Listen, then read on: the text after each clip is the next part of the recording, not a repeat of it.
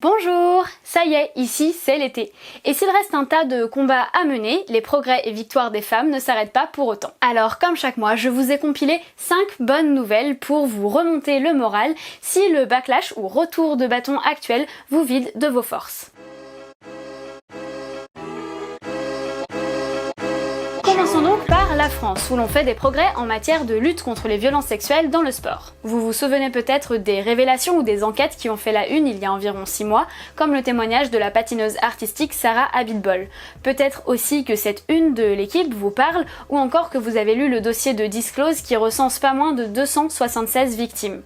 Toutes ces révélations ont été faites entre décembre 2019 et janvier 2020. Et le 1er juillet 2020, le gouvernement a donné une conférence de presse pour faire le point sur ce qui a été mis en place depuis.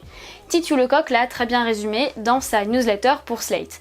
D'abord, tous les signalements ont donné lieu à une enquête administrative, ce qui a permis d'identifier pas moins de 177 auteurs présumés. Il y avait au début du mois de juillet 88 procédures judiciaires en cours, 16 personnes incarcérées et pas moins de 67 interdictions d'exercer prononcées par les préfets.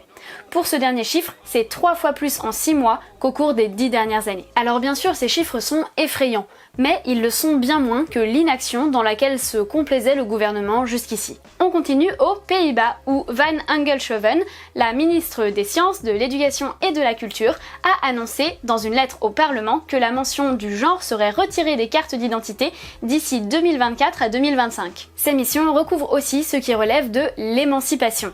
Et en effet, une telle décision permettra une meilleure inclusion des personnes non-binaires ou intersexes. C'est d'ailleurs une décision que la France pourrait prendre pour améliorer la prise en charge des personnes intersexes qui aujourd'hui est très traumatisante. Le Monde explique que des associations LGBT se sont réjouies de cette décision. C'est une vraie bonne nouvelle pour toutes les personnes qui éprouvaient des difficultés avec cette catégorie de genre sur leur carte d'identité et pour toutes celles et ceux qui estiment que le gouvernement ou les autorités n'ont pas à savoir ce qu'il y a sous leurs sous-vêtements. Bon, cette mention demeurera sur les passeports néerlandais car une législation européenne existe en la matière. Mais les Pays-Bas rejoignent le club très restreint des pays de l'Union européenne ayant rayé la mention du genre sur les cartes d'identité, aux côtés donc de l'Allemagne.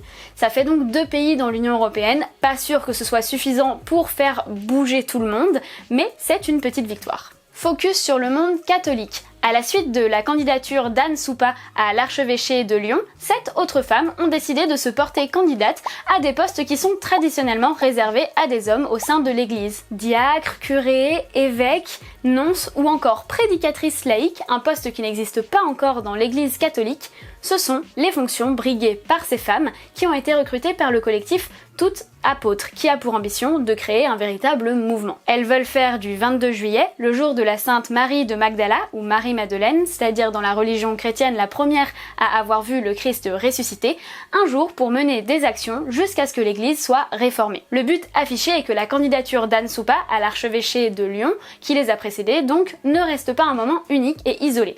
Pour l'heure, le nonce de Paris, l'ambassadeur du Vatican en France donc, a fait savoir aux candidates qu'il souhaitait les rencontrer individuellement à la rentrée. Quoi qu'on pense des religions, qu'on croit, pratique ou pas, il me semble qu'une démarche menée par des femmes au sein de l'Église pour faire évoluer celle-ci est une bonne nouvelle. Direction le Gabon, où il est question de plafond de verre.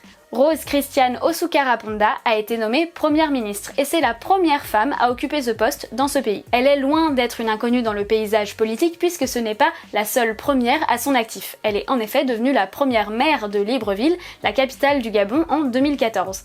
Et elle est aussi passée par le ministère du Budget et celui de la Défense. Elle va avoir plusieurs défis à relever, entre la crise économique qui suit la crise sanitaire ou encore les critiques adressées au président Ali Bongo, accusé par l'opposition de ne pas bien gérer le pays depuis qu'il a eu des problèmes de santé en 2018. Mais c'est cependant une belle image à renvoyer aux petites filles qui ne se voient que trop rarement représentées dans de telles fonctions. Pour finir, on parle accès à l'IVG aux États-Unis, où il est désormais possible d'obtenir la pilule abortive sans se rendre en personne dans un cabinet médical ou un hôpital. Il faut savoir que l'administration Trump avait fait de ce critère une condition pour pouvoir accéder au médicament qui est ensuite pris au domicile de la patiente.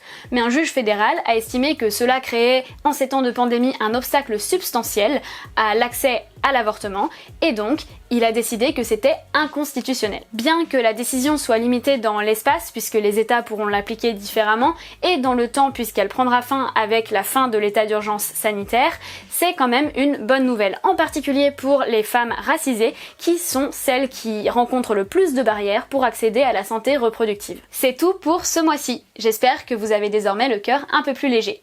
Si vous avez des bonnes nouvelles en tête dont je n'aurais pas parlé ici, n'hésitez pas à les mettre en commentaire. Et d'ailleurs, merci à toutes celles et ceux qui m'écrivent chaque mois pour m'alerter sur certains sujets. On se retrouve ici très bientôt. D'ici là, prenez soin de vous.